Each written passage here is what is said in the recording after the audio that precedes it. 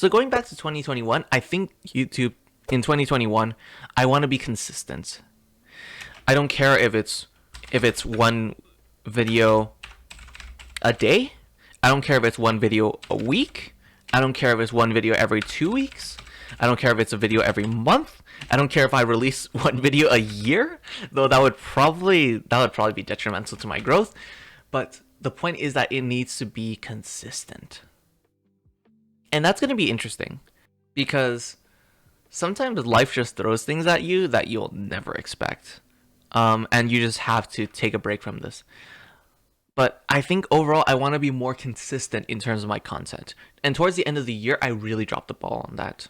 If I look at the videos by the date published, you'll notice that October, September, October, I did a pretty decent job. I did one video on the 3rd, one video on the 7th, one video on the 10th, one on the 14th.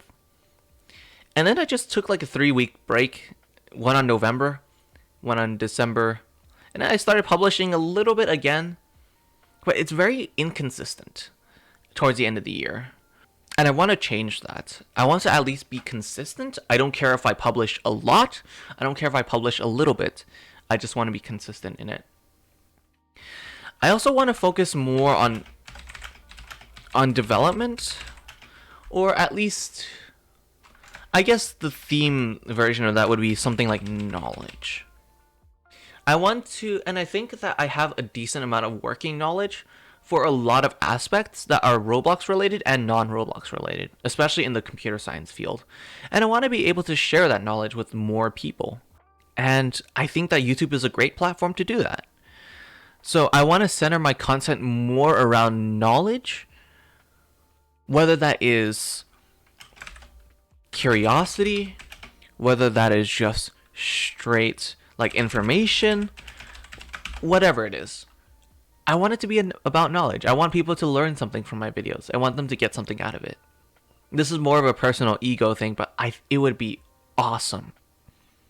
It would be absolutely awesome if by the end of 2021, I guess, or somewhere, I think it would be awesome if I ended up becoming at least somewhat of an authority in my field.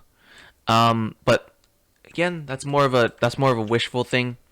I don't really mind if that doesn't happen. I hope it does, but. And what I mean by becoming an authority on that, I mean someone that isn't a regular on the stream, someone who doesn't know me that well, recommending my content as a source of information. Right? Because I think fundamentally my type of content is going to be more informative. It's not going to be comedy. I don't think I'm a very funny person. People might say that I'm funny looking, but that's not the same as being funny. So I think my content in general is more geared towards information. I want to be something like a teacher, but hopefully a little bit more chill. So I think it'd be awesome to see someone who I haven't really seen on my streams as a regular being like, hey, I know this person on YouTube who does decent scripting tutorial videos, or like they know what they're doing. You should check them out and see if you like their content. And I want YouTube 2021 to be also about self-reflection. I think in terms of self-reflection, I want every video to be a learning lesson to me. I want every video that I put out to be better than the last video that I made. So basically just growth and development, right? I want everything to be a learning opportunity for me. And I want to make sure that I'm putting out the best content as I can, especially if I'm not uploading on a very frequent basis. If I'm uploading a video a week, I can sort of be a little bit more lenient on the quality. But if I'm uploading a video every 2 weeks or every month, I feel like I should be doing a much better job of the scripting tutorials or just any videos that I put out. And this, I guess, falls in line with just getting better at video development, or video editing. So that's YouTube 2021 in a nutshell. I want to be more consistent. I want my I want my videos to spark curiosity or inspire people to do something or just teach people something.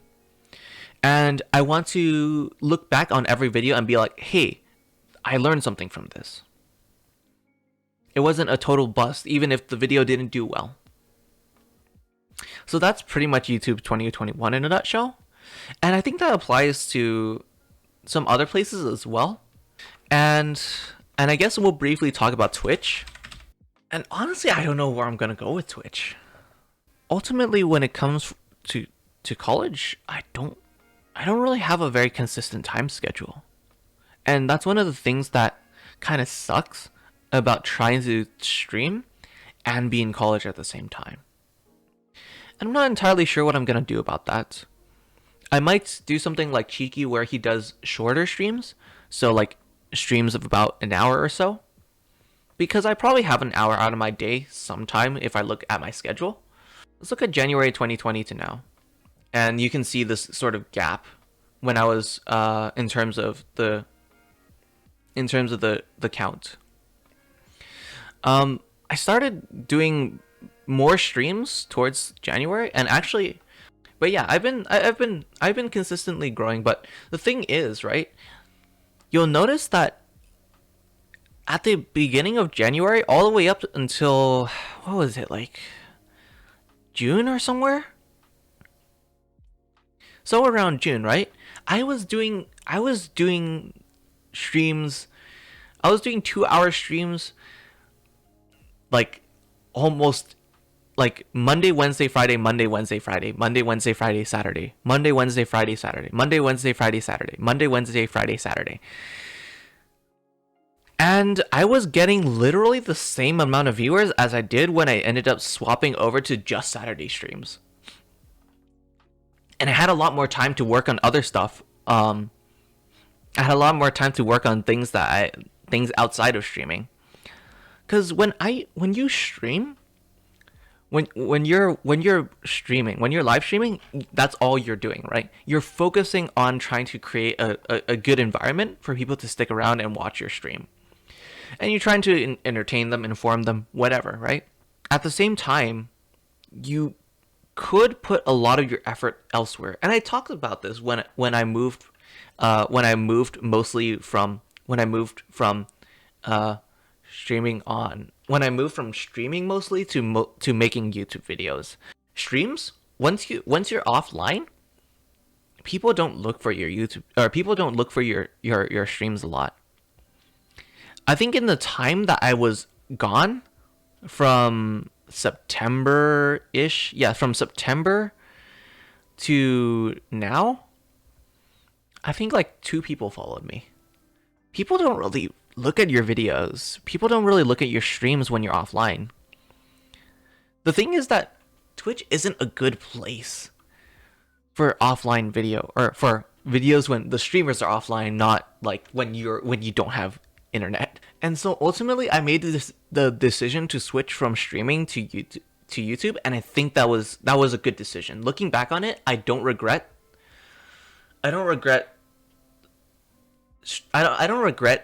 stopping myself from streaming that much, because I don't think it was a productive use of my time when I could have been doing the same thing, making YouTube videos instead of streaming. But I think in 2021 I want to get back into it, at least in a small capacity, but at least hopefully in some capacity, right?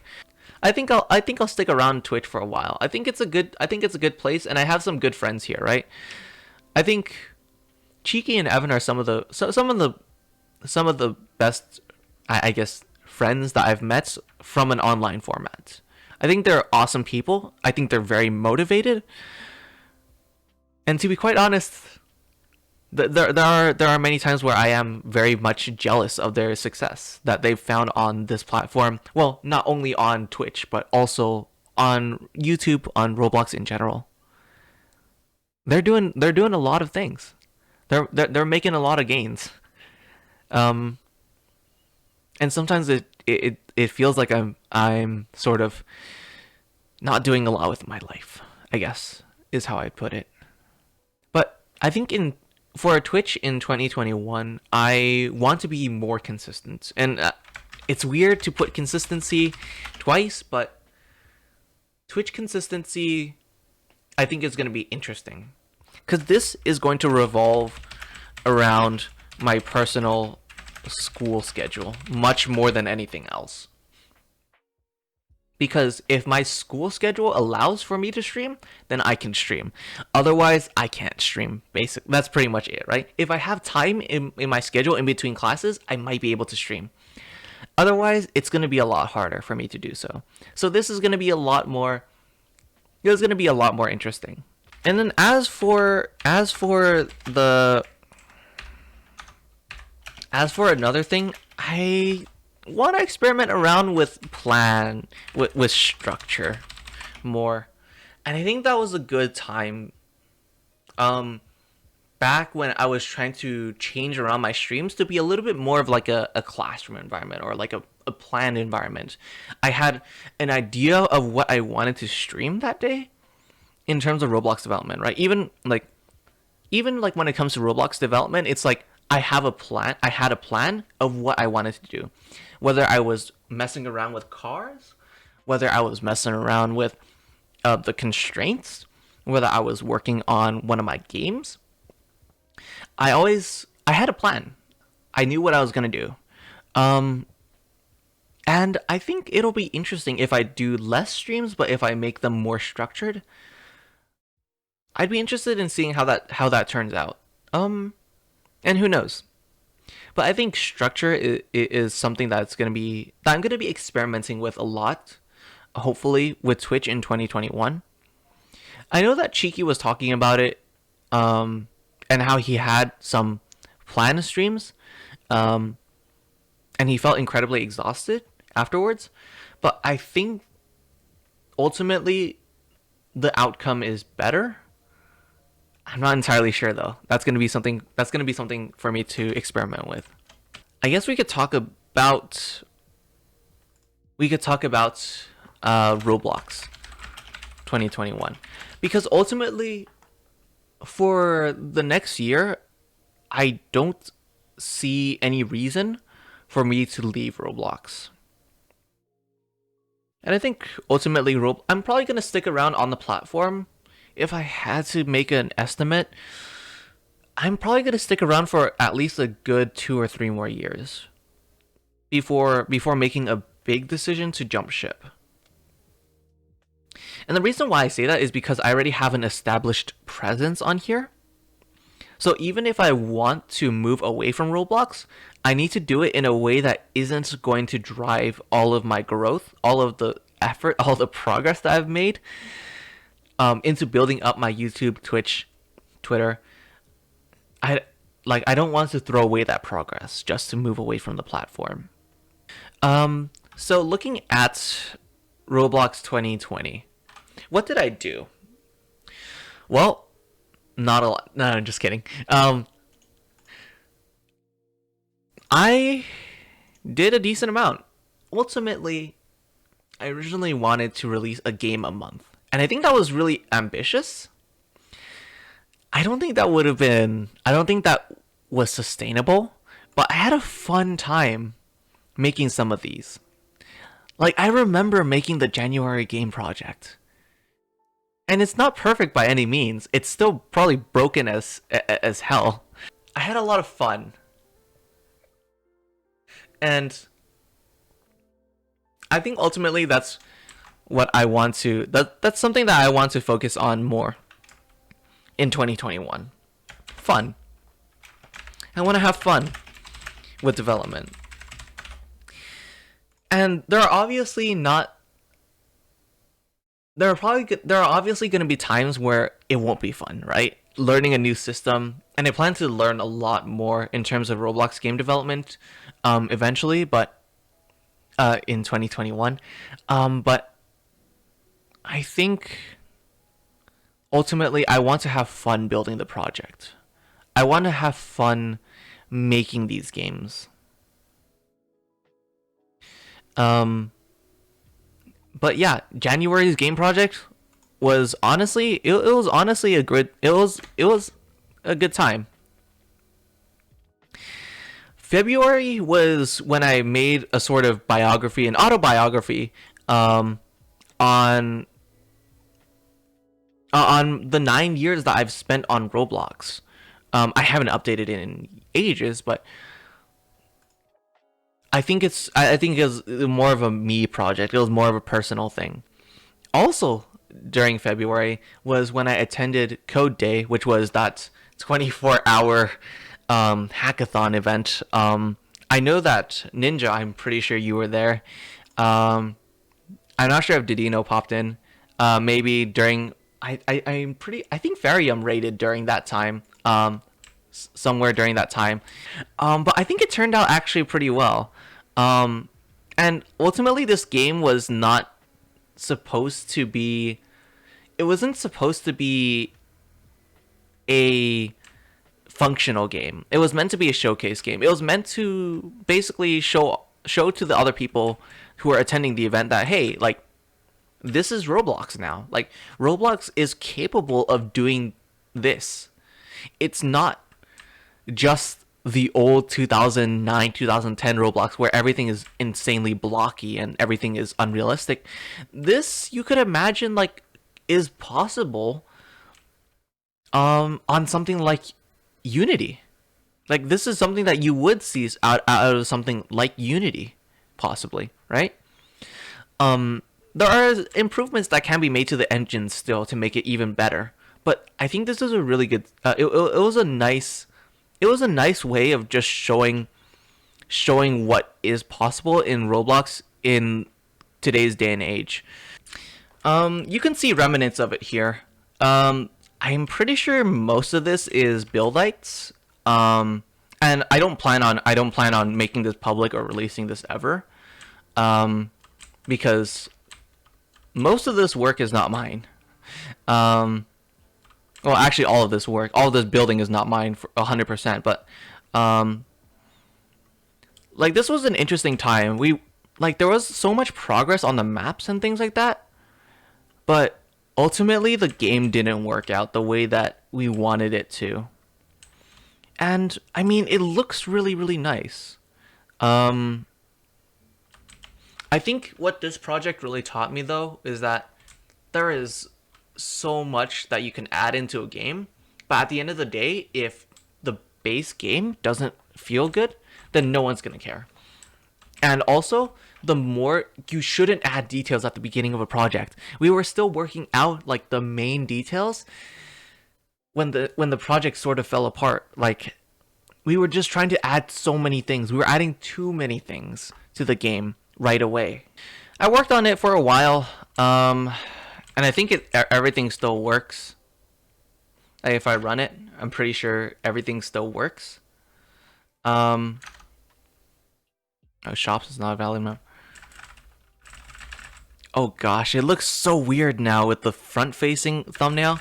Again, this project also failed because of the fact that I tried to add too many features. Like seriously, like, I had the main system going. I had the main system going here at the bottom. But I also had the shop that I had to worry about. I had skills. I had these bots that you could talk to that would automatically make posts for you. It was just a lot for me to handle, I guess. And eventually I just lost interest in the project. Platforms are randomly generated. And they are all the same, like, the holes have the same width. But they can appear anywhere. So sometimes you can get really screwed if they decide to put like one of the entrances on this side and then one of the entrances on the other side, because you have to go through the entire thing. I also played around with like power-ups and things like that, and I think ultimately I had an okay time with this game, and it's a really dope game. And also, I'm really, really proud of this. UI scales. UI scales. Oh my gosh. You do not believe how friggin' happy I am that the UI scales so well. You literally just walk around, glasses fall out of the sky, you get to see for a little bit. And then eventually, you should lose your vision again, I believe. Come on. There you go. And then you lose your vision again and you have to pick up glasses. So this is another game that I worked on, and this one was towards the end of the year, like very, very end of the year. A very, very small game, Timeless Room. I worked on it, let's see. This was pretty much built in... Oop, thanks for the follow, I appreciate it. This was pretty much built, let's see, it was... I woke up at around 9 that day, and submission was around 2. So... No, actually I woke up at around 8. So 9, 10, 11, 12, 1, 2. So around 6 hours of progress. And this was all done using Roact and Rodux. And this was for Cheeky's Game Jam. And so the basic premise of this game is basically you have to find and escape this room in under 10 seconds. Otherwise, everything resets.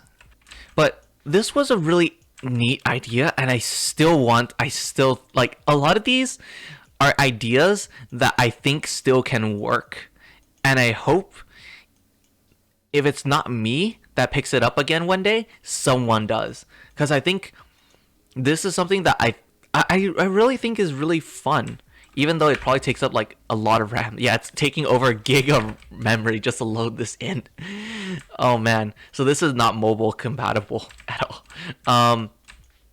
But I mean, there's a lot. The reason is that there's just so many physics objects. But the physics objects is what makes this game fun.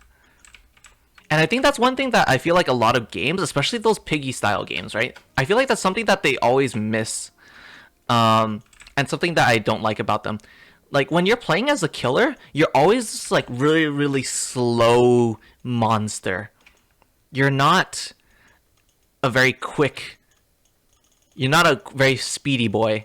In August, someone sent me a DM and was like, hey, I noticed that you're a scripter. Do you want to... I'm writing a book. Or I'm helping someone write a book on Roblox scripting. Do you want to write a chapter? We can pay you.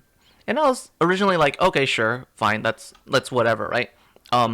It's a bit of a weird thing to actually write about, like Roblox scripting. Like, I don't know how many people would actually be interested in reading that. Like, how many like sales you'd get out of it. And eventually, I wrote a couple of chapters. So the chapter that they wanted me to write about was on module script, and I also wrote a couple more chapters.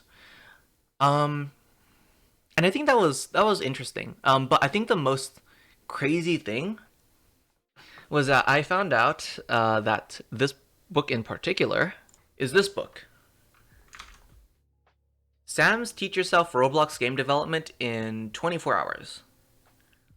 Officially licensed by Roblox. And at that point I was like, God damn. I was actually writing a book or helping to write chapters in a Roblox game development guide book that is going to be released by basically Roblox themselves. And I think that was the craziest thing that has happened to me this year in terms of Roblox game development. The fact that it was just like, I don't understand how someone found me, right? The thing is that they found me through Twitter. Like, how do you find someone? First of all, there are a lot of scripters on Twitter, or a lot of Roblox game developers in general, right? And a lot of them have way more followers than I do. Somehow, they found me and was like, this person is good enough to write a book, or help to write a book on Roblox game development, on Roblox scripting. It was such an interesting, and I think it was an opportunity that was just like out of nowhere. Thank you so much for the follow, Domestic.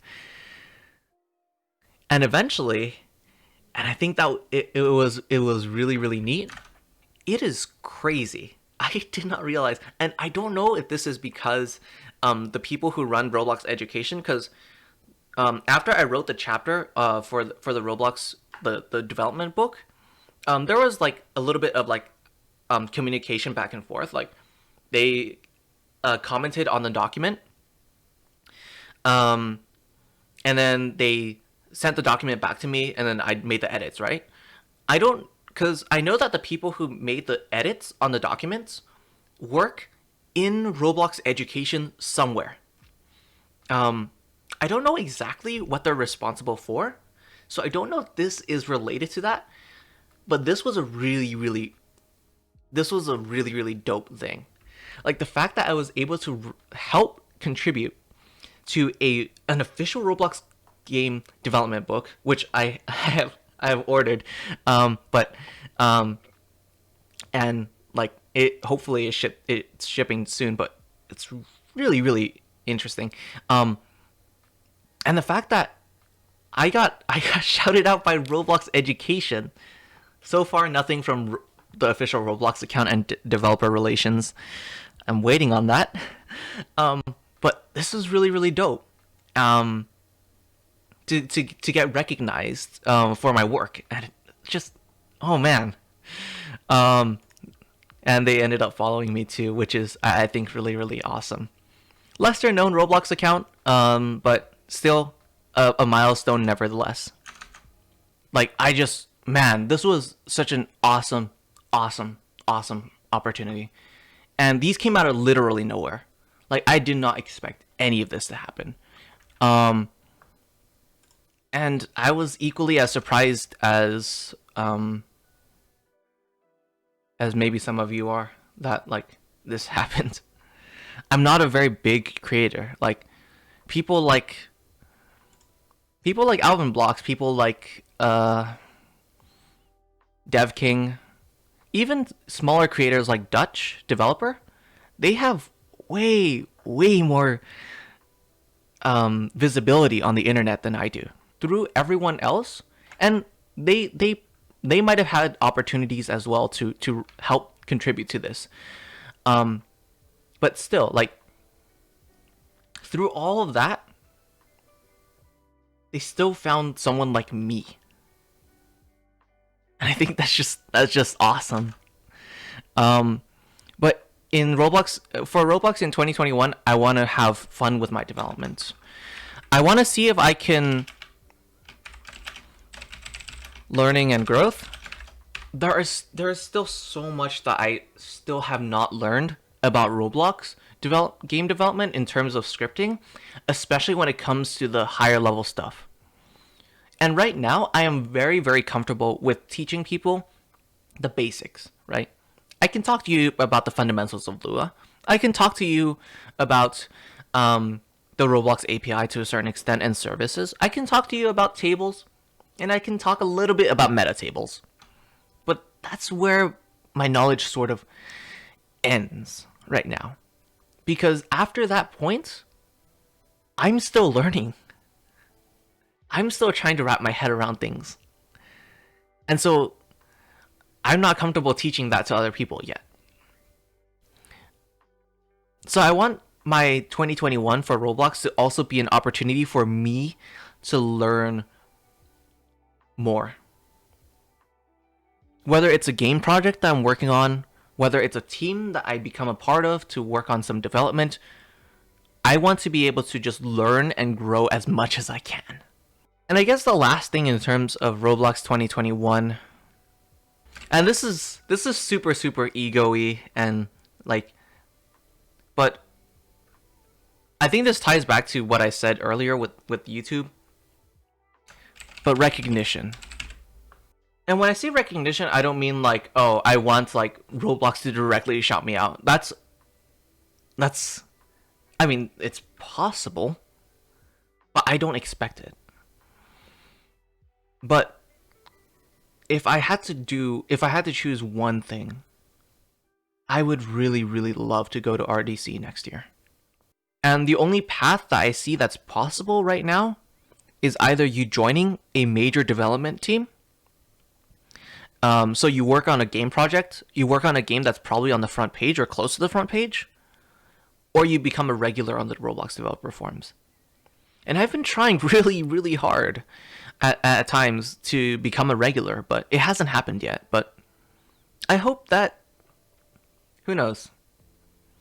Maybe even if you're not a regular, you have a chance of being invited to Roblox Developer Conference, and it would be an awesome opportunity to go and meet other developers, even if it is virtual, because I'm like 99% sure that it's virtual. But it would be an awesome opportunity to go meet some new people, meet some friends, and see some of the people that I've looked up to for years. And this is more of a self-centered goal, like I said, but I think it would just be awesome. It would be an honor if I produced something that is worth recognition. If my YouTube videos are good enough that someone can say, hey, if you want to learn scripting, go to this dude's channel. If I make good enough content where someone actually says that, it would be an absolute honor. But that really revolves around me getting better. Not only getting better at making videos, but getting better at teaching, getting better at marketing, like basically getting more people to see my content. That's so far what I have in terms of 2021 in terms of content. There's a lot of things that I haven't gone over. I guess in my personal life, it's been mostly in terms of personal goals. I think it's closely aligned to this, right? I want to be able to grow. I want to have personal development. I want to get more organized. That's one thing. And avoid the goals. I'm not a big fan of goals for a reason. But yeah, I've said my thanks during the 9-year anniversary to on Roblox to the people who I've met throughout this year. But again, there are so many people that I've met this year. A lot of them have become close friends, and honestly, it's been a fun ride. It's been a fun 2020, even though a lot of things have changed. And I guess, yeah, that's about it. I'm looking forward to 2021. I hope that whether you have themes like I do, or goals, or anything else, I really hope that you stick to them, and I hope that you're successful in 2021. But I think that's going to be where I'm going to end off stream today. Thank you also so much for watching, for supporting throughout the year. And as always, my name is MacAndSwiss, the most Asian brony on the internet. And I'll see you all next year. Take care.